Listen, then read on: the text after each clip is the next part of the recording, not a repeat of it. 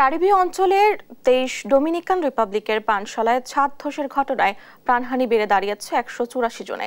হাসপাতালে যন্ত্রণায় কাতরাচ্ছে প্রাণে বেঁচে যাওয়াদের অনেকে। আর ধ্বংসস্তূপ থেকে উদ্ধার হয়েছে আরও কয়েকজনের মরদেহ।